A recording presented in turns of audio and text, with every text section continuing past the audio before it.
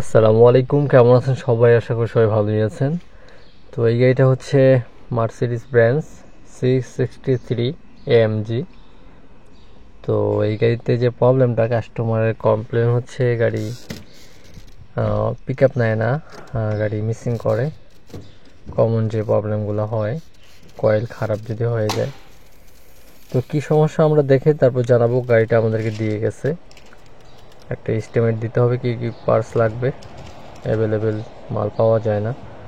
ওকে, তো আমরা চেক করব এটার মিসিং কেন হচ্ছে, কেন ইঞ্জিন নকিং করতেছে এবং কেন সাউন্ড করতেছে। ওকে, স্টেপ বাই স্টেপ দেখাবো আপনাদেরকে। তো ইঞ্জিন কাভারটা আমি এখানে খুলে নিচ্ছি, দেখতে পাচ্ছেন। তো সামনের কাভারটা খুলে ফেললাম। এই কাভারটাই হচ্ছে মূলত এয়ার ক্লিনার, ফুয়েল, হাওয়ার ফিল্টার। এই যে কাভারটা খুলতেছি, এটাই মূলত হচ্ছে এটার ফিল্টার। ওকে, এটার ভিতরেই ফিল্টার লাগানো থাকে। তো আলহামদুলিল্লাহ সব ধরনের গাড়ি কাজ করি, যদিও সব সময় ভিডিও দেওয়া হয় না এগুলো কাজের। তো তাই ক্লিয়ার করে আপনাদেরকে আজকে দেখাবো। Mercedes Benz 6 cylinder engine. Okay, V6। তো কাভারটা খুলে ফেললাম। লক লাগার থাকে এইভাবে, উপরে জোরে একটু টান দিলে এগুলো খুলে যায়। কাভারে কোনো নাট বল্টু থাকে না। ওকে, তো গাড়িটা স্টার্ট করে এখন দেখে নিব সমস্যাগুলা, আর স্টার্ট করে এখানে চেক করতে হবে মিসিং। তো পুরো ভিডিওটি দেখতে থাকুন।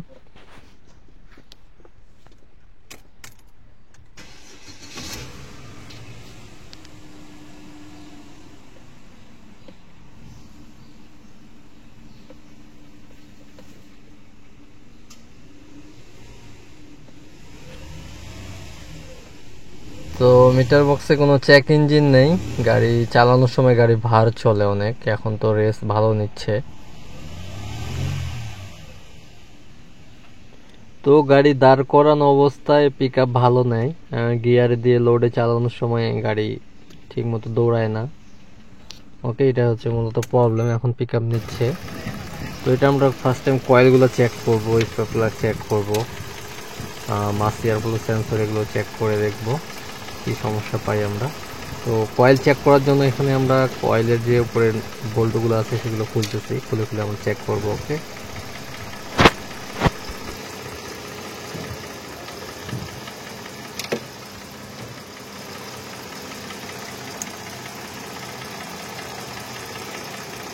Missing check Mercedes 663 6 cylinder V6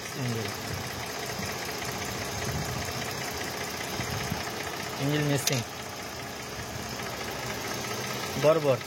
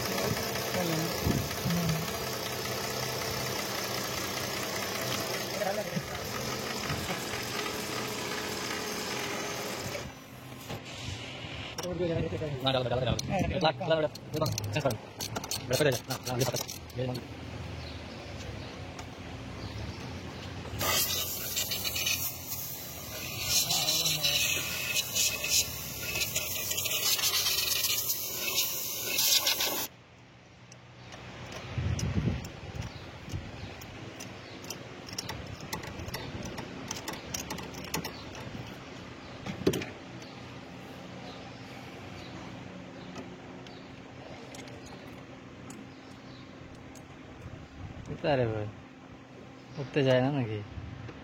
তেলা খারাপ হয়েছে বাজে তো ওকে তেলা খাওয়াটাই দেখবে।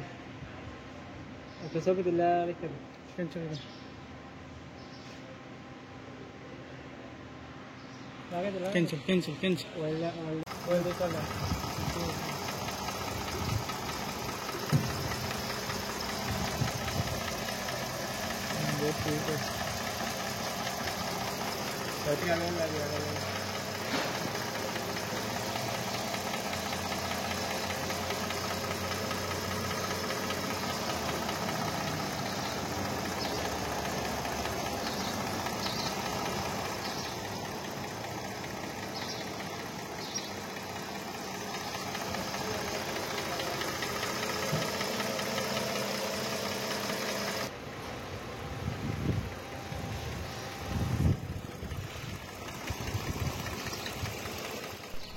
তো ফ্রেন্ডস, আমরা চেক করে দেখলাম যে কয়েল খারাপ আছে এটা তিনটা।